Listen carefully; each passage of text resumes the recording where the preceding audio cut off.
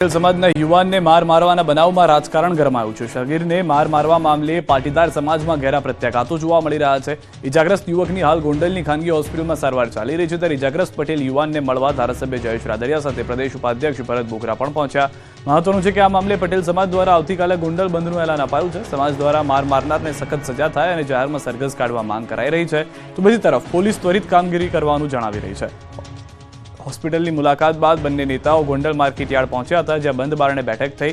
મામલાને થાળે પાડવા જયેશ રાદડિયા, ભરત બોગરા અને અલ્પેશ ઢોલરિયા વચ્ચે બેઠક મળી હતી। આ બેઠકમાં પાટીદાર સમાજના અગ્રણીઓ પણ હાજર રહ્યા। જયેશ રાદડિયાએ સમાજને સમર્થન આપ્યું હતું।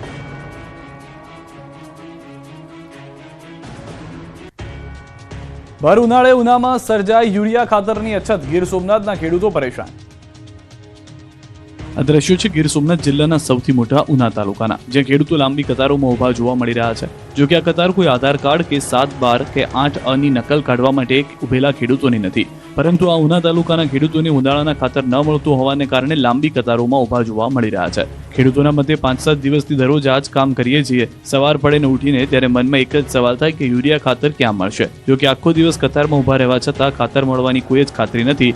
ક્યારેક તો ખેડૂતોને ધરમના ધક્કા પણ ખાવું પડે છે, તેવું તે કહી રહ્યા છે। કલાકો સુધી લાઇનમાં ઊભા રહેવા છતાં ખાતર ન મળતા ખેડૂતોમાં પણ આક્રોશ ફેલાયો છે।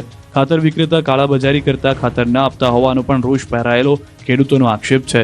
સામાન્ય રીતે શિયાળુ પાકમાં ખેડૂતને યુરિયા ખાતરની મોટી જરૂરિયાત પડતી હોય છે, ત્યારે ખરા સમયે ઉના પંથકમાં ખાતર ન મળતું હોવાને લઈને અનેક સવાલ ઊભા થયા છે, કારણ કે ઉના પંથકમાં મોટા પ્રમાણમાં ઉનાળુ બાજરી, તલ સહિતના પાકોનું વાવેતર કરવામાં આવે છે। એ જ પાકોને હાલ યુરિયા ખાતરની જરૂરિયાત હોવાને કારણે ખેડૂતો ખાતર માટે પડાપડી અને રજળપાટ કરી રહ્યા છે। દૂર ગ્રામ્ય પંથકમાંથી આવેલા ખેડૂતો ભૂખ્યા અને તરસ્યા ખાતર માટે ભર ઉનાળે તડકામાં તપતા હોય એવા દ્રશ્યો પણ જોવા મળી રહ્યા છે।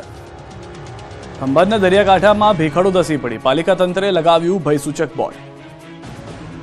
ખંભાતના રાધારી વિસ્તાર નજીક દરિયાના પાણી પહોંચ્યા અને માટીની ભેખડો ધસવા લાગી। ખંભાતના અખાતના કાંઠે કંઈક આ રીતે ભેખડો ધસી રહી છે। દરિયાના સતત મોજાના કારણે પહેલા કોતરો સર્જાય છે અને બાદમાં એ કોતરો ધસી પડે છે। રાધારી વિસ્તારમાં દરિયો અગાઉ 6 થી 7 કિલોમીટર દૂર હતો, જેથી દરિયાના પાણી જોવા માટે ત્યાં સુધી જવું પડતું હતું, પરંતુ છેલ્લા કેટલાક દિવસોથી દરિયાના પાણી રાધારી વિસ્તાર નજીક આવી પહોંચ્યા હતા। રાધારી વિસ્તારમાં માટીની ભેખડોમાં ભરાતા દરિયાના પાણીને કારણે ભેખડો પાણીમાં ધસી રહ્યાનો વિડીયો પણ વાયરલ થયો છે। દરિયાના પાણીના કારણે ભેખડોનું ધોવાણ થઈ રહ્યું હોવાનું જોવા મળી રહ્યું છે। સાવચેતીના ભાગરૂપે નગરપાલિકા તંત્ર દ્વારા અહીં ભયસૂચક બોર્ડ લગાવવામાં આવ્યું છે અને લોકોને દરિયાકાંઠે ન જવા સૂચના અપાઈ છે। આ અંગે ભૂસ્તર શાસ્ત્રી PhD DS મોદીએ જણાવ્યું કે આ એક નૈસર્ગિક પ્રક્રિયા છે, જે અનાદિકાળથી ચાલતી આવી છે। જ્યારે ભૂકંપ અથવા તો કોઈ કારણસર ભેખડોમાં તિરાડ પડે છે, ત્યારબાદ ભરતીના પાણી અથડાવાને કારણે ભેખડો નબળી પડીને